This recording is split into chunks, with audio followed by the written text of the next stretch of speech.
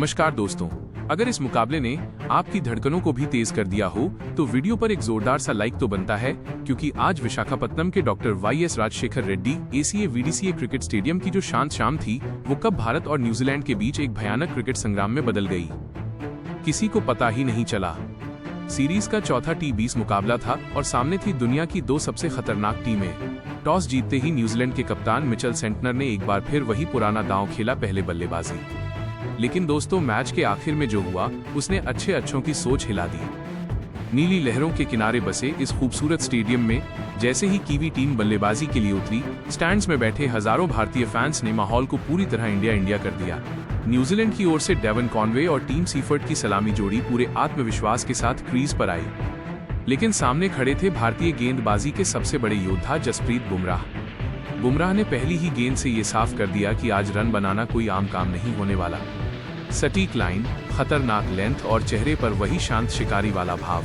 नतीजा ये कि पहले ओवर में सिर्फ 2 रन और न्यूजीलैंड पर तुरंत मानसिक दबाव। हालांकि डेवन कॉनवे आज अलग ही मूड में दिख रहे थे। शुरुआती कसाव झेलने के बाद उन्होंने गियर बदलने का फैसला किया। तीसरे ओवर में जैसे ही युवा तेज गेंदबाज हर्षित राणा गेंदबाजी के लिए आए, कॉनवे ने पहली ही गेंद को एक्स्ट्रा कवर के ऊपर से शानदार चौके के लिए भेज दिया। अगली गेंद पर क्लासिक ऑन ड्राइव और स्टेडियम में एक हल्की सी खामोशी छा गई। हर्षित राणा थोड़े संघर्ष में नजर आए और कॉनवे ने उनकी रफ्तार का पूरा इस्तेमाल करते हुए चारों ओर शॉट्स खेलना शुरू कर दिया। टीम सीफर्ट भी साथ निभा रहे थे और देखते देखते ये जोड़ी भारतीय गेंदबाजों के लिए सिरदर्द बन चुकी थी। स्कोरबोर्ड तेजी से आगे बढ़ रहा था और भारतीय खेमे में हल्की सी बेचैनी साफ महसूस होने लगी थी।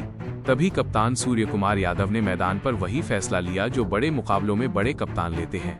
उन्होंने अपने सबसे भरोसेमंद हथियार को दोबारा बुलाया, जसप्रीत बुमराह। पारी का छठा ओवर, पावर प्ले का आखिरी और सबसे अहम ओवर और सामने थे सेट हो चुके डेवन कॉनवे। बुमराह ने पहली 2 गेंदों पर ऐसी तीखी यॉर्कर दागी कि कॉनवे पूरी तरह बैकफुट पर चले गए। फिर आई तीसरी गेंद, एक चालाक, जादुई और बेहद धीमी ऑफ कटर। कॉनवे ने शायद सपने में भी इस गेंद की उम्मीद नहीं की थी। बड़े शॉट के लालच में उन्होंने कवर ड्राइव खेलने की कोशिश की, लेकिन गेंद ने ऐन वक्त पर धोखा दे दिया। बल्ले का बाहरी किनारा और शॉर्ट कवर पर खड़े फील्डर के हाथों में गेंद बिल्कुल चिपक गई। जैसे ही ये विकेट गिरा, पूरा स्टेडियम गूंज उठा और न्यूजीलैंड की पारी की रफ्तार पर अचानक ब्रेक लग गया। डेवन कॉनवे 24 गेंदों पर 36 रन की एक शानदार संतुलित और समझदार पारी खेलकर पवेलियन लौट गए और बुमराह एक बार फिर साबित कर गए कि बड़े मैचों में बड़े खिलाड़ी क्यों कहलाते हैं। और विशाखापत्तनम का पूरा स्टेडियम अब जसप्रीत बुमराह के नाम के गगनभेदी नारों से गूंज उठा था, क्योंकि भारतीय प्रशंसकों को पता था कि न्यूजीलैंड को पहला और सबसे बड़ा झटका लग चुका है। बुमराह ने एक बार फिर ये साबित कर दिया कि जब भी टीम इंडिया को किसी विकेट की सख्त जरूरत होती है तो वे एक संकट मोचक की तरह उभर कर सामने आते हैं और विपक्षी टीम के जबड़े से मैच छीनने की ताकत रखते हैं। न्यूजीलैंड का आत्मविश्वास अब डगमगाने लगा था और भारतीय खिलाड़ी मैदान पर एक नई ऊर्जा के साथ नजर आ रहे थे, क्योंकि उन्हें वो मौका मिल चुका था जिसका वे पिछले 5 ओवरों से इंतजार कर रहे थे। डेविन को के जल्दी आउट होने के बाद न्यूजीलैंड की पारी को संभालने का जिम्मा रचिन रविंद्र ने उठाया। रचिन ने क्रीज पर आते ही टीम सीफर्ट के साथ मिलकर भारतीय स्पिनरों के खिलाफ एक ऐसी रणनीति अपनाई जिसने भारतीय खेमे में खलबली मचा दी। दोनों ने मिलकर मैदान के चारों ओर प्रलयकारी प्रहार करना शुरू कर दिया, जिससे न्यूजीलैंड की रणगति रॉकेट की तरह ऊपर भागने लगी। खेल के 9वें ओवर में जब कप्तान ने रवि बिश्नोई को गेंद थमाई तो लगा कि शायद यहां विकेट मिलेगा, लेकिन टीम सीफर्ट के इरादे कुछ और ही थे। सीफर्ट ने बिश्नोई की पहली 2 गेंदों का स्वागत 2 लगातार गगनचुंबी के साथ किया, जिससे पूरा स्टेडियम सन्न रह गया। हालांकि रवि बिश्नोई ने हार नहीं मानी और अपनी गुगली पर भरोसा दिखाते हुए अगली ही गेंद पर शानदार वापसी की। टीम सीफर्ट, जो लगातार बड़े शॉट्स के मूड में थे, एक बार फिर रिवर्स स्वीप खेलने के फेर में अपनी गलती कर बैठे और सीधे फील्डर के हाथों में समा गए। टीम सीफर्ट 28 गेंदों पर 42 रनों की एक महत्वपूर्ण पारी खेलकर पवेलियन लौटे, जिसमें उन्होंने 3 शानदार चौके और 3 कड़क जड़े थे। उनके आउट होने के बाद ग्लेन रविंद्र के साथ मिलकर कीवी पारी को तेजी से आगे बढ़ाना जारी रखा। न्यूजीलैंड का आत्मविश्वास तब और बढ़ गया जब 14वें ओवर में कुलदीप यादव के खिलाफ इन दोनों बल्लेबाजों ने हाथ खोलते हुए 18 रन बटोर लिए और टीम के स्कोर को 130 रनों के जादुई आंकड़े के पार पहुंचा दिया। रचिन रविंद्र आज वाकई में किसी अलग ही ग्रह के बल्लेबाज लग रहे थे। उन्होंने अपनी गजब की फॉर्म का मुजाहिरा करते हुए 15वें ओवर में हार्दिक पांड्या की तेज गेंद पर एक कड़क और कलात्मक चौका जड़ा और इसी के साथ महज 32 गेंदों पर अपना शानदार अर्धशतक पूरा किया। न्यूजीलैंड की टीम को उम्मीद थी कि रचिन अंत तक टिके रहेंगे, लेकिन हार्दिक पांड्या ने अपनी शॉर्ट गेंद से उन्हें चकमा दे दिया। रचिन रविंद्र एक जोरदार पुल शॉट खेलने के प्रयास में बाउंड्री लाइन पर कैच आउट हो गए। रचिन ने 38 गेंदों पर 55 रनों की आतिशी पारी खेली, जिसमें 5 चौके और 2 शामिल थे। न्यूजीलैंड की टीम ने इस मजबूत नींव का पूरा फायदा उठाया और निर्धारित 20 ओवरों के खेल में 5 विकेट के नुकसान पर 198 रनों का एक चुनौतीपूर्ण और विशाल स्कोरबोर्ड पर टांग दिया। पारी के अंत में ग्लेन फिलिप्स ने अपना आक्रामक रुख बरकरार रखा और 35 गेंदों पर 48 रनों की सूझबूझ भरी पारी खेलकर नाबाद लौटे। उनके साथ कप्तान मिचेल सेंटनर ने भी अंतिम पलों में महज 5 गेंदों पर 10 रनों का कैमियो खेलकर भारत को जीत के लिए 199 रनों का एक पहाड़ जैसा लक्ष्य दिया। विशाखापत्तनम के doctor YS Rajshekhar Reddy stadium की सपाट पिच पर जब भारतीय टीम 199 रनों के हिमालय जैसे लक्ष्य का पीछा करने उतरी, तो स्टेडियम में मौजूद हर दर्शक एक आतिशी शुरुआत की उम्मीद कर रहा था और सलामी बल्लेबाज अभिषेक शर्मा तथा संजू सैमसन ने पहले ही ओवर से न्यूजीलैंड के तेज गेंदबाजों की धज्जियां उड़ाना शुरू कर दिया। भारतीय बल्लेबाजों ने आज ये ठान लिया था कि वे कीवी गेंदबाजों को पिच पर सेट होने का जरा भी समय नहीं देंगे। न्यूजीलैंड की ओर से सबसे भरोसेमंद तेज गेंदबाज मैट हेनरी दूसरे ओवर में अपनी गेंदबाजी का पहला स्पेल लेकर मोर्चे पर आए, लेकिन अभिषेक शर्मा आज किसी और ही मिट्टी के बने नजर आ रहे थे। अभिषेक शर्मा ने मैट हेनरी की पहली 3 गेंदों पर न्यूजीलैंड की फील्डिंग को पूरी तरह से तहस नहस करते हुए लगातार 3 कड़क और कलात्मक चौके जड़कर विशाखापत्तनम के दर्शकों को पूरी तरह मंत्रमुग्ध कर दिया और यह स्पष्ट कर दिया कि भारत इस विशाल लक्ष्य को महज कुछ ही ओवरों में बौना साबित करने के इरादे से मैदान पर उतरा है। अभिषेक शर्मा की आक्रामकता ने न्यूजीलैंड के कप्तान मिचेल सेंटनर को रक्षात्मक फील्डिंग लगाने पर मजबूर कर दिया था, लेकिन दूसरे छोर पर संजू सैमसन भी आज बड़े शॉट्स खेलने के मूड में थे और उन्होंने न्यूजीलैंड के तेज गेंदबाजों के विरुद्ध कुछ जादुई हवाई फायर किए। हालांकि न्यूजीलैंड को वो पहली सफलता मिली जिसकी उन्हें सख्त जरूरत थी, जब खेल के 5वें ओवर में तेज गेंदबाज जैकब डफी 5वें ओवर में दोबारा गेंदबाजी करने के मोर्चे पर आए और उन्होंने अपनी गति में चतुराई से बदलाव किया। संजू सैमसन जैकब डफी की उस तेज और उछाल भरी गेंद को बाउंड्री के बाहर भेजने के प्रयास में अपनी टाइमिंग खो बैठे, जिससे संजू सैमसन हवाई शॉट खेलने के प्रयास में 14 गेंदों पर 22 रनों की एक संक्षिप्त मगर विस्फोटक पारी खेलकर आउट हो गए। उनकी इस पारी में 2 शानदार चौके और 2 गगनचुंबी शामिल थे। संजू सैमसन के आउट होने के बाद विशाखापत्तनम के मैदान पर ईशान किशन की एंट्री हुई और उन्होंने अभिषेक शर्मा के साथ मिलकर न्यूजीलैंड के गेंदबाजों के लिए साक्षात काल बनने का काम शुरू कर दिया।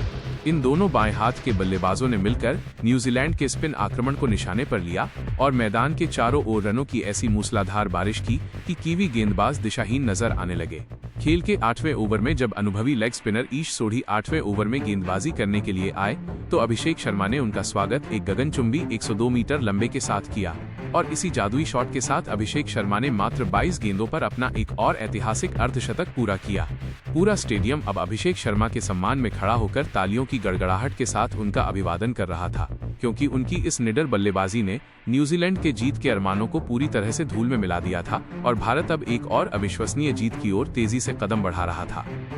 विशाखापत्तनम के मैदान पर अभिषेक शर्मा की तूफानी बल्लेबाजी के दम पर भारतीय टीम अब एक विशाल जीत की ओर तेजी से कदम बढ़ा रही थी और न्यूजीलैंड के गेंदबाज असहाय नजर आ रहे थे।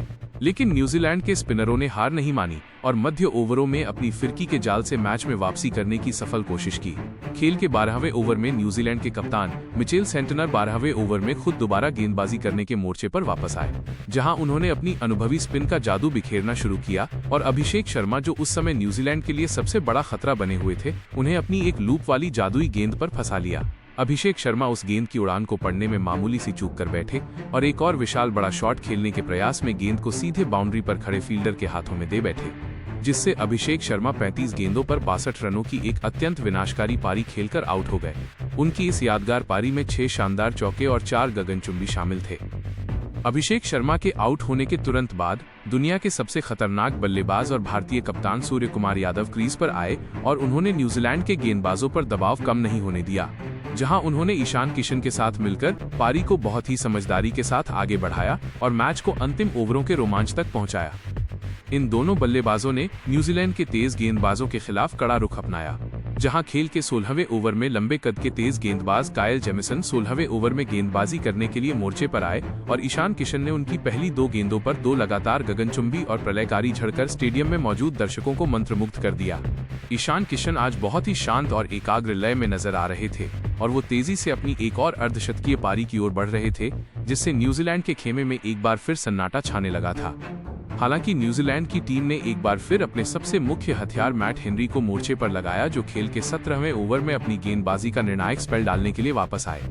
मैट हेनरी ने ईशान किशन की आक्रामकता को भांपते हुए अपनी गति में गजब का मिश्रण किया और एक बहुत ही सटीक तथा अत्यंत धीमी गति की गेंद फेंकी, जिसे ईशान किशन सही तरह से टाइम करने में पूरी तरह नाकाम रहे। ईशान किशन उस गेंद पर एक और बड़ा कवर ड्राइव खेलने के प्रयास में गेंद को हवा में लहरा बैठे और कवर पर तैनात फील्डर ने पीछे की ओर दौड़ते हुए एक शानदार कैच लपक लिया, जिससे ईशान किशन मात्र 5 रन से अपने अर्धशतक से चूक गए और 26 गेंदों पर 45 रनों की एक अत्यंत प्रभावशाली पारी खेलकर आउट हो गए। उनकी इस आतिशी पारी में 4 कड़क चौके और 3 शानदार शामिल थे। ईशान के इस विकेट ने मैच में एक नया रोमांच पैदा कर दिया था, क्योंकि भारत को अब भी अंतिम कुछ ओवरों में जीत के लिए कड़े संघर्ष की जरूरत थी और सारा दारोमदार अब कप्तान सूर्यकुमार यादव और उपकप्तान हार्दिक पांड्या के कंधों पर आ चुका था। विशाखापत्तनम के doctor YS Rajshekhar Reddy stadium में समुद्र की लहरों से आती ठंडी हवाएं अब थम सी गई थीं और पूरा वातावरण एक अजीब सी बेचैनी और रोमांच से भर गया था, क्योंकि ये मैच अब अपने उस अंतिम और रोंगटे खड़े कर देने वाले पड़ाव पर पहुंच चुका था, जहां हर गेंद पर इतिहास लिखा जा रहा था। दिलों की धड़कनें तेज हो चुकी थीं, क्योंकि भारत को अंतिम 12 गेंदों पर जीत के लिए 24 रनों की कठिन दरकार थी और न्यूजीलैंड के गेंदबाज अब अपनी पूरी ताकत झोंक रहे थे। क्रीज पर भारतीय कप्तान सूर्यकुमार यादव 18 गेंदों पर 32 रन पर नाबाद रहकर एक चट्टान की तरह मोर्चा संभाले हुए थे और उनके साथ उपकप्तान हार्दिक पांड्या न्यूजीलैंड के गेंदबाजों पर प्रलय बनकर टूटने के लिए पूरी तरह तैयार थे। खेल के 19वें ओवर में न्यूजीलैंड के कप्तान मिचेल सटनर ने लंबे कद के तेज गेंदबाज कायल जेमिसन को 19वें ओवर में गेंदबाजी करने के लिए मोर्चे पर बुलाया, ताकि वह अपनी अतिरिक्त उछाल से भारतीय बल्लेबाजों को परेशान कर सकें। हालांकि हार्दिक पांड्या ने पहली ही गेंद पर न्यूजीलैंड के इरादों को पूरी तरह से ध्वस्त कर दिया, जहां उन्होंने जेमिसन की एक तेज गति की गेंद को भापते हुए लॉन्ग ऑन की दिशा में एक अविश्वसनीय और विशाल 100 मीटर का जड़कर समीकरण को काफी आसान कर दिया। हार्दिक के इस एक प्रलयकारी शॉट ने विशाखापत्तनम के पूरे स्टेडियम को जोश और उमंग से भर दिया था और न्यूजीलैंड के खेमे में साफ तौर पर खौफ देखा जा सकता था, क्योंकि इस ओवर में भारत ने 15 रन बटोरकर मैच को अपने पक्ष में झुका लिया था। अब अंतिम ओवर में भारत को सीरीज में 4-0 की अजय बढ़त बनाने और इस रोमांचक जीत को हासिल करने के लिए महज 9 रनों की जरूरत थी और न्यूजीलैंड के कप्तान ने एक बार फिर गेंद जैकब डफी को थमाई, जो 20वें ओवर में अपनी गेंदबाजी का निर्णायक कोटा पूरा करने के लिए आए थे। पहली गेंद पर एक सिंगल आने के बाद सूर्यकुमार यादव स्ट्राइक पर आए और उन्होंने डफी की दूसरी ही गेंद पर अपनी कलाइयों का जादुई मुजाहिरा पेश करते हुए शॉर्ट फाइन लेग के ऊपर से एक दर्शनीय और कलात्मक चौका लगाया, जिसने न्यूजीलैंड के फील्डरों को महज एक दर्शक बना दिया। दबाव अब पूरी तरह से जैकब डफी पर था और सूर्यकुमार यादव ने अपनी अनुभव और शांत प्रवृत्ति का परिचय देते हुए चौथी गेंद पर एक फुर्तीला और तेजी से भरा सिंगल लेकर भारत को 5 विकेट के नुकसान पर 199 रनों के विशाल स्कोर तक पहुंचाकर एक ऐतिहासिक और यादगार जीत दिला दी। विशाखापत्तनम का ये खूबसूरत मैदान भारतीय टीम की इस अविश्वसनीय शानदार जीत और न्यूजीलैंड की इस श्रृंखला में लगातार चौथी हार का मूक गवाह बना, जहां जैसे ही विनिंग शॉट लगा वैसे ही हजारों प्रशंसकों ने अपनी सीटों से उठकर इंडिया इंडिया के नारों से आसमान को गुंजायमान कर दिया। उनको भारत ने इस रोंगटे खड़े कर देने वाले मुकाबले को 5 विकेट से जीतकर सीरीज में 4-0 की एक अभूतपूर्व बढ़त बना ली, जहां कप्तान सूर्यकुमार यादव 22 गेंदों पर 42 रनों की एक अत्यंत जिम्मेदारीना पारी खेलकर नाबाद लौटे और उनके साथ हार्दिक पांड्या 6 गेंदों पर 12 रनों की एक संक्षिप्त मगर मैच जिताऊ पारी खेलकर नाबाद क्रीज पर मौजूद थे।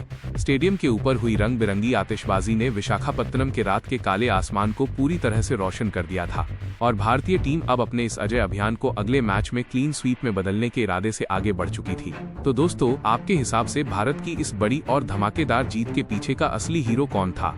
अपनी कीमती राय हमें कमेंट बॉक्स में जरूर बताएं और अगर आपको ये वीडियो पसंद आया तो इस वीडियो को लाइक करें, शेयर करें और हमारे चैनल को सब्सक्राइब करना ना भूलें। धन्यवाद।